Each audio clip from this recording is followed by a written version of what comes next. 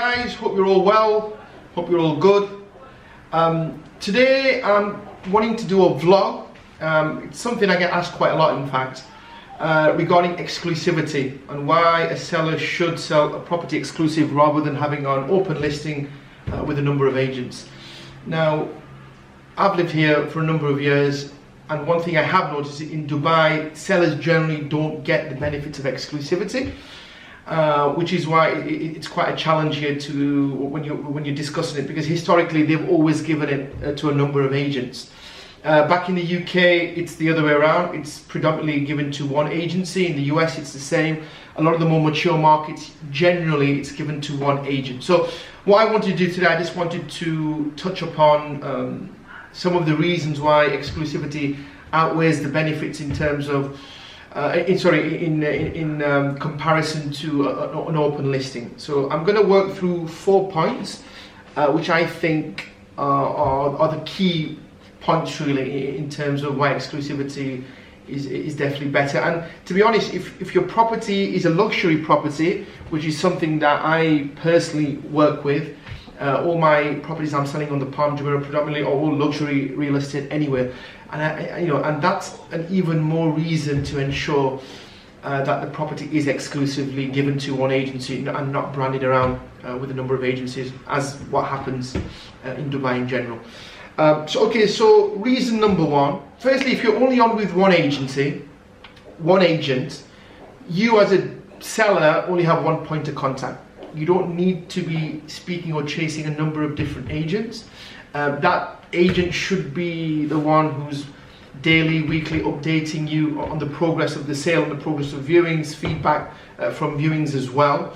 And what that ensures as well, what you find is when there's too many agents selling it, if a seller says to one agent, listen, this is my final price I can accept, and that agent then goes around in the market telling buyers this is the price, or even changes the price on the portals even without the permission of the seller, what then happens is other brokers who are selling it for the price that was agreed with the seller in terms of marketing price, it questions their credibility, because then buyers can come across and say, and I've had it loads of times where buyers will say to me, well, that same villa that you're selling, another agent is selling it at this price and has said to me that I can get it for this price. So what that happens is it creates a huge confusion within the market, within buyers. So by having one agency, one point of contact, it's easier for the seller, it's easier for the agent as well. As long as the agent is efficient as well and he's staying in touch with the seller, why would he want to be dealing with so many agents? And if the agent's also a specialist as well, it makes sense. So that would be point number one.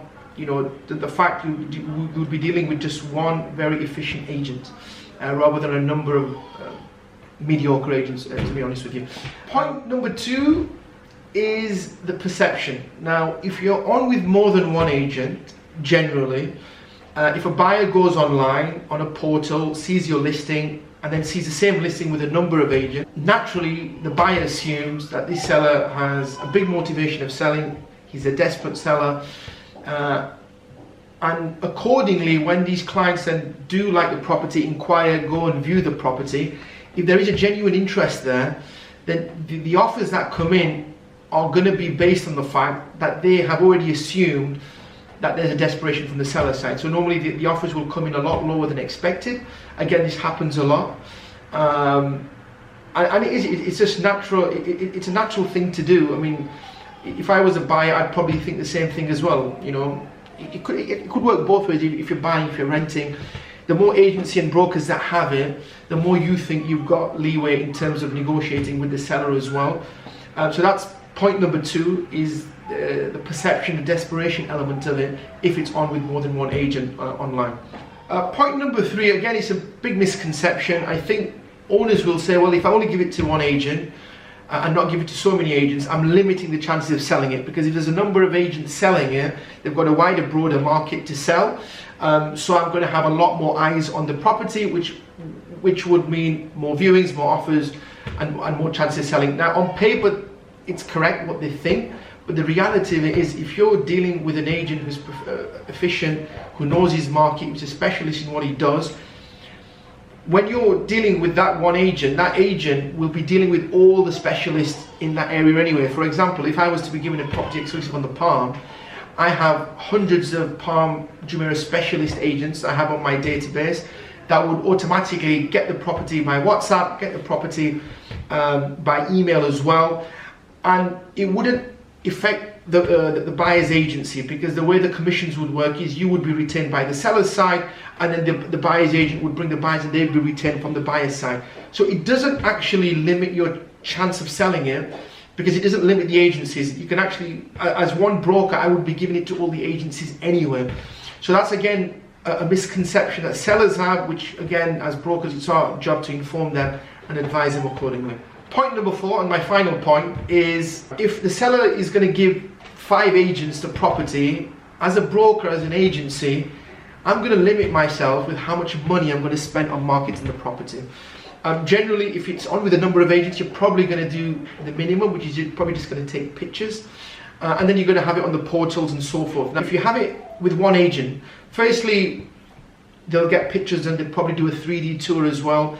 They'll probably do a video walkthrough as well. Now, especially with more, I'm referring more to the luxury properties as well, because these things really matter, having exposure out there, not only with pictures, but walkthroughs and so forth.